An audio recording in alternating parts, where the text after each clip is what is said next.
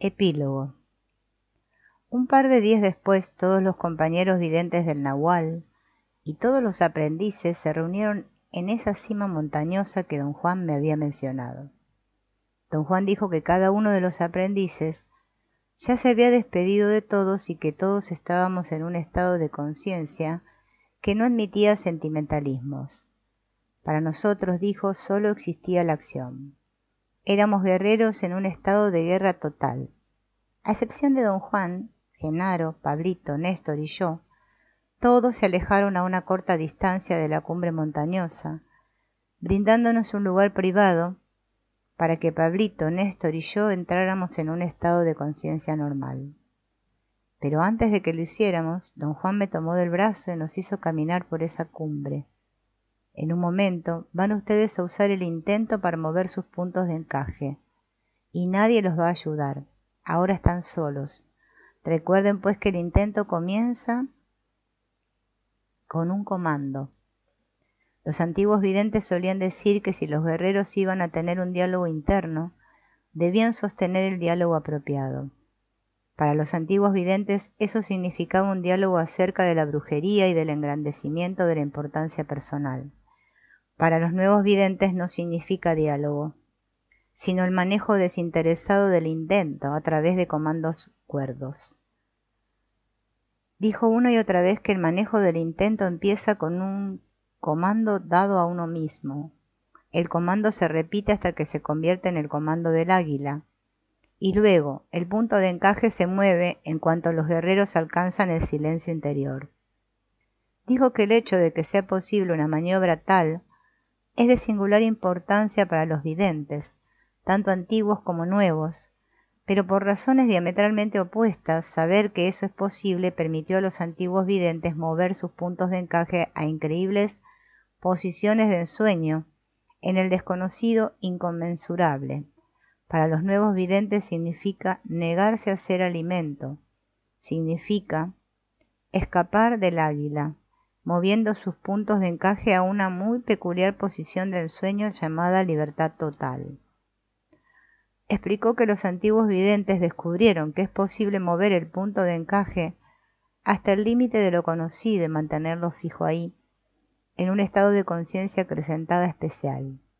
Desde esa posición, vieron la viabilidad de mover lentamente sus puntos de encaje hacia otras posiciones permanentes más allá de aquel límite. Una estupenda hazaña cargada de osadía, pero carentes de cordura, porque jamás pudieron retractar el movimiento de sus puntos de encaje, o quizá jamás quisieron hacerlo. Don Juan dijo que ante la elección de morir en el mundo de los asuntos cotidianos, o morir en mundos desconocidos, los hombres de espíritu aventurero elegían inevitablemente lo segundo, y, que dándose cuenta de que sus predecesores simplemente eligieron cambiar el lugar de su muerte, los nuevos videntes comprendieron la inutilidad de todo lo que los antiguos videntes hicieron. La inutilidad de luchar por controlar a sus semejantes, la inutilidad de alinear otros mundos y, sobre todo, la inutilidad de la importancia personal. Dijo que una de las decisiones más afortunadas de los nuevos videntes fue el nunca permitir que sus puntos de encaje se movieran de manera permanente a cualquier posición que no sea la conciencia acrecentada. Desde esa posición, resolvieron de hecho el dilema de la inutilidad y se dieron cuenta de que la solución no consiste en escoger un mundo alternativo en el cual morir, sino en elegir la conciencia total, la libertad total. Don Juan comentó que sin saberlo, al elegir la libertad total, los nuevos videntes prosiguieron la tradición de sus predecesores y se convirtieron en la quinta esencia de los desafiantes de la muerte.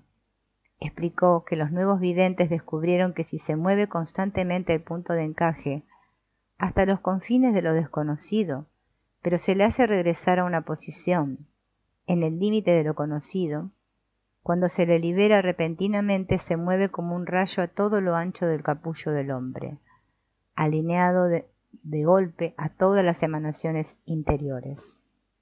Los nuevos videntes se consumen con la fuerza del alineamiento, con la fuerza de la voluntad, que han convertido en la fuerza del intento mediante una vida de impecabilidad.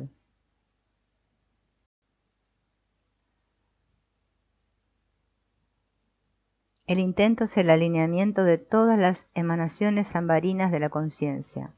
Así que resulta correcto decir que la libertad total significa conciencia total. ¿Es eso lo que van a hacer todos ustedes? ¿Es eso, don Juan?, pregunté. Lo haremos, con toda seguridad, si tenemos suficiente energía. La libertad es el don del águila al hombre. Desgraciadamente muy pocos hombres entienden que para poder aceptar tan magnífico don, lo único que necesitamos es tener suficiente energía. Y si eso es todo lo que necesitamos, entonces, a como dé lugar, tenemos que ser avaros con nuestra energía. Después de eso, don Juan nos hizo entrar en un estado de conciencia normal. Al caer la oscuridad, Pablito, Néstor y yo saltamos al abismo. Y don Juan y sus compañeros videntes, la quinta esencia, de los desafiantes de la muerte, se consumieron con el fuego interior. Entraron en la conciencia total, pues tenían energía suficiente para aceptar el avasallador don de la libertad. Pablito, Néstor y yo no morimos en el fondo de aquel abismo, porque nunca lo alcanzamos, y tampoco murieron los otros aprendices que saltaron en una ocasión anterior bajo el impacto de un acto tan tremendo e incomprensible como saltar hacia la muerte. Todos movimos nuestros puntos de encaje y alineamos otros mundos.